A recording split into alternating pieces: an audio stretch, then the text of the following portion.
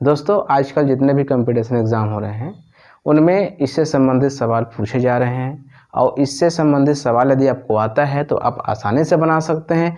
यदि आपको थोड़ा सा भी इसमें डाउटफुल हो जाता है तो आप कहीं इसमें पीछे रह जाते हैं। तो यही चीज़ें आज आपको सीखने मिलेंगे, बेसिक से सीखने मिलेंगे। जब तक आप बेसिक नहीं समझेंगे तब तक के गणित आपका आप बना नहीं सकते। तो मेरा मानना है कि सबसे पहले आपको संख्या पद्धति से शुरू करना चाहिए। तो यहाँ पे आप देख रहे होंगे जो मेन है, मैंने 11 लगभग जो है यहाँ पे लिखा हुआ है कुछ संख्या, उसके बारे में बताऊंगा। फिर उसके बाद समय रहा तो हम स्थानीय मान और अंकित मान को भी समझेंगे।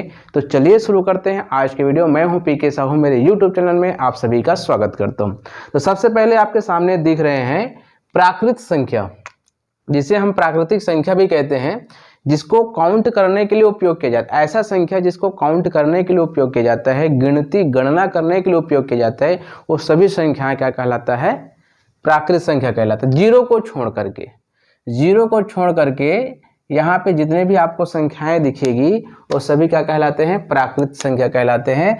जैसे 1, 2, ठीक है, यहाँ पे लिख देता हूँ मैं, यहाँ पे 1, 2, 3, 4, मतलब देखा जाए तो 1 से लेकर 9 तक की जितनी भी संख्याएं होती है, जीरो को छोड़ करके 1 से लेकर 9 तक की जितनी भी संख्याएं होती है उसे हम प्राकृत संख्या कहते हैं। ठीक है, अब उसी प्रकार से हम यहाँ पे देखेंगे ये वाला भाग, पूर्ण संख्या। अब यहाँ पे पूर्ण मतलब क्या हो गया? जो पूरी हो, जो गणना करने में पूरी कंप्लीट हो। चूंकि हम 1 से 9 तक की संख्याओं में पूरी गणना नहीं कर सकते, है ना। यदि आपको बोलेगा कि 10 गिन के बताइए तो आप जो है प्राकृत संख्या से 10 नहीं गिन सकते। लेकिन जैसे ही पूर्ण संख्या आपके सामने आ जाए तो समझ लीजिए आप पूर्ण संख्या में सभी गिनती ये गणना कर सकते हैं। जैसे यहाँ पे यदि हम जीरो को भी सम्मिलित कर दिया जाए, 0, 1, 2, 3, इस प्रकार से हम गिनती करें तो साथियों यहाँ पर जो संख्याएं होगी 0 से 9 तक के, उसको हम पूर्ण संख्या कहते हैं, इसको होल नंबर कहा जाता है। उसी प्रकार से सम संख्या आप देखेंगे यहाँ पे, या कह सकते हैं पूर्णांक संख्या। चलिए मैं पूर्णांक संख्या पहले बताता हूँ। यहाँ पे 7वें नंबर में लिखा हुआ है पूर्ण संख्या के बाद में पूर्णांक संख्या बोलते हैं। पूर्ण अंक पूरी तरह से, है ना। पूर्णांक किसे कहेंगे हम? जिसमें धनात्मक अंक भी आ जाएगा, धनात्मक अंक व ऋणात्मक अंक, या कह सकते हो जिसमें धनात्मक अंक व ऋणात्मक संख्या लिख देता हूँ यहाँ पे, धनात्मक संख्या व ऋणात्मक संख्या दोनों सम्मिलित हो। ठीक है, सभी जैसे 0 से लेकर के 1, 2, 3 इस प्रकार से -1, -2, -3 इस प्रकार से देखेंगे तो ये चलता जाएगा। तो ये हो जाता है पूर्णांक संख्या, जिसमें माइनस धनात्मक संख्या भी सम्मिलित होता है और ऋणात्मक संख्या भी सम्मिलित होता है, उसे हम पूर्णांक संख्या कहते हैं। अब उसके बाद आता है सम संख्या। सम संख्या हम किसे कहेंगे? जो 2 से पूरी तरह से भाग चला जाए। ध्यान रखिएगा, जो 2 से पूरी तरह से भाग चला जाए, जो 2 से पूरी तरह भाज्य हो या भाग चला जाए, भाज्य हो, उसे हम क्या कहते हैं? सम संख्या कहते हैं। जैसे 2, 4, 6, 8, 10 इस प्रकार से चलता जाएगा, वो लगातार चलता रहेगा। अब उसके जस्ट नीचे आता है विषम संख्या। विषम संख्या जस्ट इसके विपरीत कर दीजिए। जो संख्या जो 2 से विभाजित ना हो, जो 2 से पूरी तरह विभाजित ना हो, उसे क्या कहते हैं हम? विषम संख्या कहते हैं। तो विषम संख्या में कौन कौन सा आ जाएगा आपका? 1, 3, 5, 7, 9, यह कह सकते हैं जो छूट रहा है वो सब विषम संख्या है।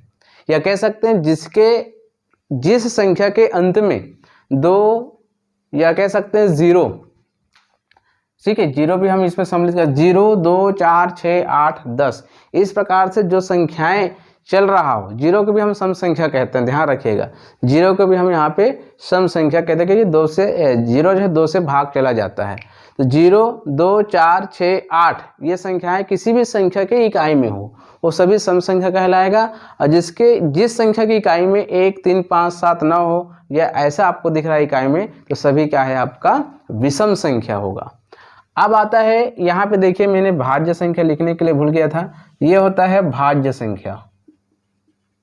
भाज्य संख्या हम किसे कहेंगे, बहुत इंपॉर्टेंट है, एक क्वेश्चन आता है ना।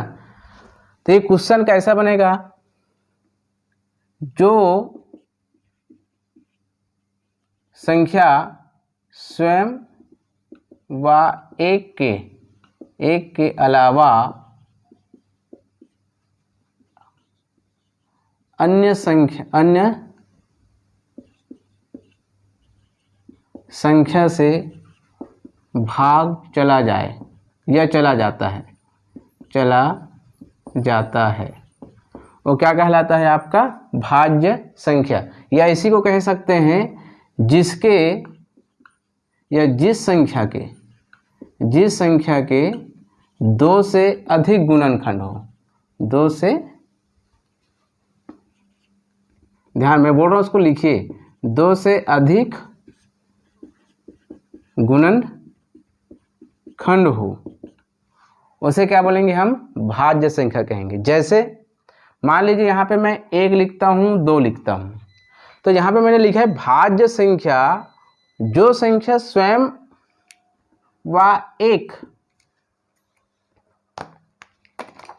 या एक के अलावा अन्य संख्या से भाग जाता है, या कह सकते हैं जिस संख्या के 2 से अधिक गुणनखंड हो, 2 से अधिक गुणनखंड हो, उसे हम क्या बोलते हैं भाज्य संख्या कहते हैं। क्या कहते हैं इसको भाज्य संख्या कहते हैं। जैसे यहाँ पे आप देखेंगे तो मैंने लिखा था 1 और 2 को यदि बोल दिया जाए कि ये भाज्य संख्या है, तो कई लोग 2 को भाज्य संख्या मानते हैं। ध्यान रखिएगा 1 और 2, एक तो ना तो भाज्य है ना तो अभाज्य है, लेकिन 2 जो है भाज्य तो नहीं है लेकिन अभाज्य जरूर है। अब 2 को भाग देखिए 2 से भाग जाएगा, बिल्कुल जाएगा, 1 से भी जाएगा, लेकिन मैंने क्या लिखा है स्वयं या 1 के अलावा अन्य संख्या से भी भाग जाना चाहिए, या इसका 2 से अधिक गुणनखंड होना चाहिए, उसे हम भाज्य संख्या कहेंगे। जैसे यहाँ पे आप देखेंगे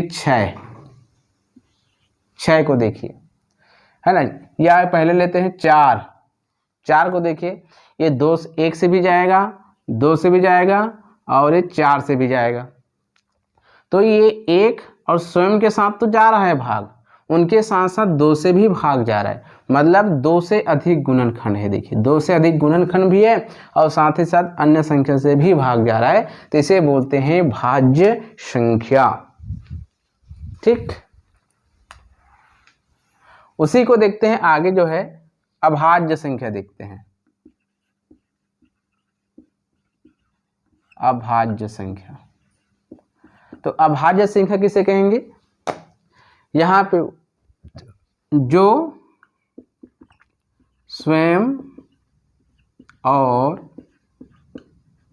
1 के अलावा किसी अन्य संख्या से भाग नहीं जाता है, उसे हम क्या बोलेंगे अभाज्य संख्या बोलेंगे। ये होता है अभाज्य संख्या, या कह सकते हैं इसी को हम कह सकते हैं जिसके केवल 2 गुणनखंड हो। ठीक है, अभाज्य संख्या के केवल 2 गुणनखंड होते हैं। जैसे मैंने बोला 2, 3, 5, यहाँ पे हमने लिखा था 4, 6, है ना, 8, 9, 10, ये सब भाज्य संख्या है।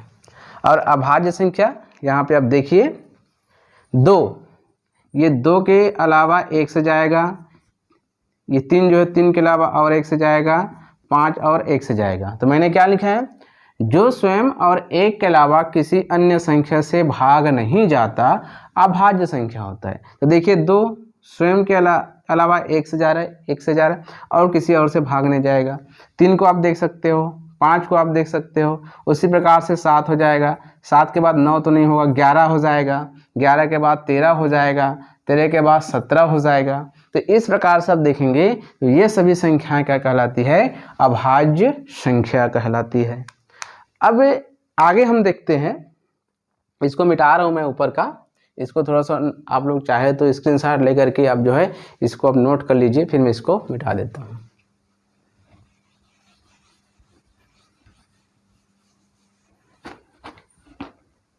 ठीक है, अब हम देखते हैं पूर्णांक संख्या, तो मैंने बता दिया।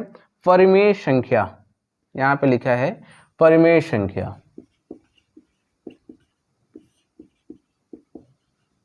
परिमेय संख्या के बारे में हम देखते हैं। ठीक, तो परिमेय संख्या वह संख्या जिसे P/Q के रूप में व्यक्त किया जा सके, व्यक्त किया जाता हो या लिखा जा सके वो क्या कहलाता है, परिमेय संख्या कहलाता है। जैसे यहाँ पे हम देखेंगे 2/, यहाँ पे देखिए 3/4, ठीक है। उसी प्रकार से 2, यहाँ पे आप देख सकते हैं 1/2। यहाँ पे आप देखेंगे तो Q नॉट इक्वल टू 0, मतलब Q बराबर Q 0 नहीं होना चाहिए, Q बराबर 0 नहीं होना चाहिए,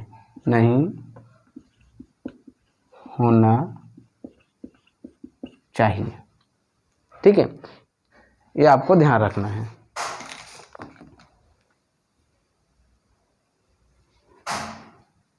यहाँ पे लिख सकते हो 22/7, ठीक।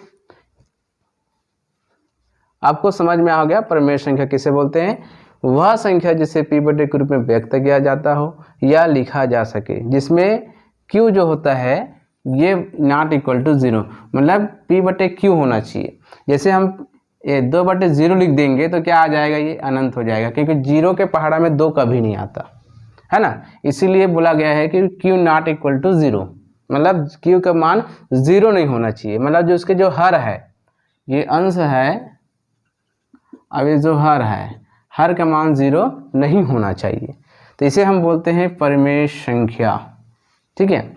अब उसी प्रकार से यहाँ पे लिखा है अपरिमेय संख्या। तो अपरिमेय संख्या क्या होगा, अपरिमेय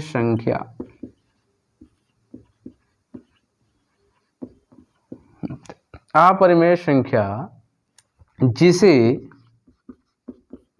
P/Q के रूप में नहीं लिखा जा सकता या लिखा जा सकता, उसे अपरिमेय संख्या कहते हैं, अपरिमेय संख्या कहते हैं। जैसे यहाँ पे आप देखेंगे √5, √3, √2 है ना, इस प्रकार से हम, जैसे 5 हो गया, ठीक। ये जो है अपरिमेय संख्या के अंतर्गत आता है। इसे हम यहाँ पे आप देखेंगे तो Q not equal to 0, Q का मान जो है 0 नहीं होना चाहिए, यहाँ पे भी इसको बोलते हैं अपरिमेय संख्या, जिसे P/Q के रूप में नहीं लिखा जा सकता है, उसे हम क्या बोलते हैं, अपरिमेय संख्या, ठीक। नोट कर सकते हैं, या तो इसको देख करके आप स्क्रीनशॉट ले सकते हैं। चलिए हम नेक्स्ट पढ़ते हैं। अब यहाँ पे देखिए वास्तविक संख्या, जैसे हमने पढ़ा परिमेय और अपरिमेय, तो दोनों के सम्मिलित संख्या को वास्तविक संख्या कहते हैं, वास्तविक संख्या कहते हैं। मतलब इसमें सब आ जाएगा, -2 -4 √5 √3 √3/2 1/2 4/5 ये सब आ जाएंगे, पूरे के पूरे आ जाएंगे, सब चीज़, सब ये संख्याएं क्या कहलाएगा, वास्तविक संख्या कहलाएगा। ठीक है। अब आता है सअभाज्य संख्या, जो बहुत इंपॉर्टेंट है। इसको थोड़ा सा आपको ये चीज़ समझ लीजिए कि ये क्वेश्चन पूछे जा चुके हैं और साथ ही साथ बहुत सारे से क्वेश्चन पूछे जा चुके हैं, ऐसे जरूरी नहीं कि यही बात पूछे जा चुके हो। सहअभाज्य संख्या में लोग थोड़ा सा कंफ्यूज होते हैं, तो सहअभाज्य संख्या हम किसे कहेंगे? वह संख्या, इसमें ना 2 संख्या लेना पड़ेगा आपको। ठीक, संख्याओं का ऐसा युग्म जिसका महत्तम समवर्तक 1 हो, या कह सकते हो संख्याओं का ऐसा युग्म जिसका उभयनिष्ठ कॉमन नंबर 1 हो। जैसे मान लीजिए मैं यहाँ पे 2 और 3 लिख देता हूँ, तो यहाँ पे इसका महत्तम समवर्तक निकालेंगे तो 1 ही निकलेगा। या कह सकते हैं 4 और 5, 5 और 6, 7 और 8, ये कंटिन्यू नंबर जो युग्म बनेगा, कंटिन्यू नंबर बोल सकते हैं, जो लगातार नंबर्स को लिख दीजिए, उसका ये युग्म बना दीजिए, जोड़ा बना दीजिए, वह संख्या सहअभाज्य संख्या कहलाता है। क्योंकि इसमें जो उभयनिष्ठ संख्या है, उभयनिष्ठ जो कॉमन है, वो केवल 1 ही रहेगा, अंक 1। जैसे 2 गुना 2 गुना 1 कर दीजिए, 5 गुना 1, देखिए दोनों में क्या है, 1 ही है, 1 इसमें भी है 1 इसमें भी है। यहाँ पर देखिए गुणनखंड करिए, 5 को 6 को तोड़ सकते हैं, 2 गुना 3 गुना 1 में तोड़ सकते हैं, यहाँ भी कॉमन 1 ही है। यहाँ पे देखिए 7 गुना 1 है ना, 2 गुना 2 गुना 2 गुना 1, यहाँ भी कॉमन 1 ही है। मतलब ऐसा युग्म जिसमें कॉमन नंबर 1 हो, उसका जोड़ा यदि बन जाता है तो वह सहअभाज्य संख्या कहलाता है। तो मेरे ख्याल से आपके सामने मैंने 11 प्रकार के संख्या आपके सामने रखा, और आपने CGTET में देखे होंगे कि इसके क्रम के अनुसार इसको पूछते हैं कि पहला कौन आता है, दूसरा नंबर में कौन आता है, तीसरा नंबर में कौन आता है, इस प्रकार से क्रम पूछते हैं। आपको स्क्रीन में भी दिख रहा होगा जो CGTET में पूछे जा चुके हैं, पहले भी पूछे जा चुके हैं और अभी भी पूछे जा चुके हैं। अब यहाँ पे हम देखेंगे थोड़ा सा, ये तो हो गया संख्या। उसके बाद यहाँ पे हम जो शुरुआत करने वाले हैं वो स्थानीय मान और अंकित मान है। ठीक है, स्थानीय मान और अंकित मान थोड़ा सा हमको बताने वाले हैं, क्योंकि इससे संबंधित क्वेश्चन हम आगे करने वाले हैं। स्थानीय मान, स्थानीय मान और अंकित मान, जिसे जातीय मान भी कहा जाता है। क्या कहा जाता है? जातीय मान भी कहा जाता है। जैसे मान लीजिए यहाँ पे मैं कुछ अंक लिख देता हूँ, तो इसको क्या बोलते हैं हम? इकाई, इसको बोलते हैं दहाई, इसको बोलते हैं सैकड़ा, और इसको बोलते हैं हजार। तो जब इसको पढ़ते हैं हम तो 2412 पढ़ते हैं। ठीक है, तो अब यहाँ पे बोलेगा इन संख्या में 4 का स्थानीय मान क्या होगा। ठीक है, इस संख्या में 4 का स्थान मतलब वो कौन से स्थान में है उसको देखना है। तो 4 कौन से स्थान में है? इकाई, दहाई, सैकड़ा। तो यहाँ पे सैकड़ा मतलब 4, सैकड़ा मतलब 400, क्या लिखेंगे? 400 लिखेंगे। तो यहाँ पे 4 का स्थानीय मान क्या हो गया? 400 हो गया। उसी प्रकार से इसमें पूछ दीजिए 4 का अंकित मान क्या होगा? अंकित मान क्या होगा?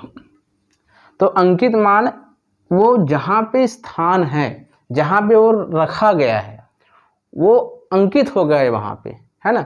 इकाई, दहाई, सैकड़ा पे रखा गया है, लेकिन अंकित मान या जाति मान से उसको ज्यों का त्यों उसको जो लिखा जाता है उसी को बोलते हैं उसका अंकित मान, मतलब 4।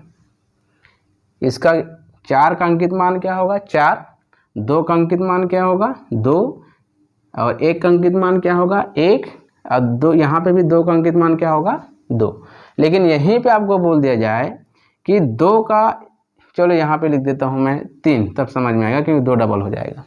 यहीं पे आपको बोल दिया जाए कि 2 का स्थानीय मान क्या होगा, तो आप लिखोगे 2000। लेकिन यहीं पे आपको ये बोल दिया जाए कि 2 का अंकित मान क्या होगा, तो आप लिखोगे केवल 2, चाहे वो कोई भी स्थान पर रहे, जो बोला जा रहा है वही उसका अंकित मान है। यदि 5, जैसे यहाँ पे मैं लिख दूंगा 5, 6, 7, 8, तो यहाँ पे 6 का अंकित मान क्या होगा, तो 6। यहाँ पे बोलेगा 6 का स्थानीय मान क्या होगा, तो लिखोगे 600। यहाँ पे बोलेगा 7 का अंकित मान क्या है, तो 7, लेकिन स्थानीय मान बोलेगा तो इकाई है दहाई में है, तो 70 लिखोगे। तो ये रहा आपका स्थानीय मान और अंकित मान। अब आपने पिछले सीजीटेट में देखे होंगे, अब लास्ट सीजीटेट में उसमें एक प्रश्न पूछा जा चुका है कि इसके जो दिया गया संख्या है उसका क्या बनाइए, स्थानीय मान और अंकित मान के बीच अंतर क्या होगा, ये आपके सामने रखा गया है ना। तो उसको आप इसके हिसाब से बना सकते हैं। जैसे एक उदाहरण के लिए हम देखते हैं यहीं पे, चलिए एक उदाहरण के लिए प्रश्न बनाते हैं कि 5, 6, 7, 8 में 6 का स्थानीय मान व अंकित मान का अंतर क्या होगा। ठीक है, ये आपको प्रश्न पूछ दिया जाता है। तो सीधी बात है, 6 का स्थानीय मान क्या हो जाएगा, इकाई दहाई सैकड़ा पे है तो 600 हो जाएगा, और इसका अंकित मान कितना हो जाएगा, 6 हो जाएगा। अंकित मान क्या हो जाएगा, 6। अब बोल क्या रहा है, अंतर। अंतर मतलब क्या होता है, घटाना। तो 600 में आप 6 घटा दीजिए, तो यहाँ पे आप जिस प्रकार से घटाते हैं इसमें हासिल लोगे, मतलब यहाँ पे उधार लोगे बनाओगे, तो ये 4 हो जाएगा, यहाँ पे 9 हो जाएगा, यहाँ पे 5, 594 आएगा। अब इसी को बोल देगा इसका योग क्या है, ये योग क्या होगा, तो सीधी सी बात है, आप इसको जोड़ देंगे। तो जोड़ेंगे तो क्या आ जाएगा, पहले तो माइनस करोगे, उसके बाद जोड़ने के बोलेगा जोड़ोगे, तो 600 प्लस क्या हो जाएगा 6, तो यहाँ पे हो जाएगा 606। ये योग है और ये क्या है आपका अंतर। ऐसे इससे संबंधित बहुत सारे क्वेश्चन पूछे जा सकते हैं आपको। तो आपको ध्यान रखना है कि स्थानीय मान और अंकित मान क्या होता है। तो हम ये तो केवल बेसिक था, बेसिक मैंने आपको सिखाया है। कल इससे संबंधित आगे का वीडियो जो रहेगा, मतलब संख्या पद्धति में जो वीडियो रहेगा वो इससे संबंधित जो क्वेश्चन आ रहे हैं उस पर डिपेंड रहेगा, उसी से संबंधित रहेगा। तो दोस्तों यदि अच्छा लगे तो लाइक कमेंट शेयर अवश्य करें। अन्य वीडियो देखने के लिए डिस्क्रिप्शन बॉक्स में जाएं और मेरे यूट्यूब चैनल के प्लेलिस्ट में जाकर भी आप देख सकते हैं। उम्मीद करता हूँ आपको ये अच्छा लगा होगा। धन्यवाद।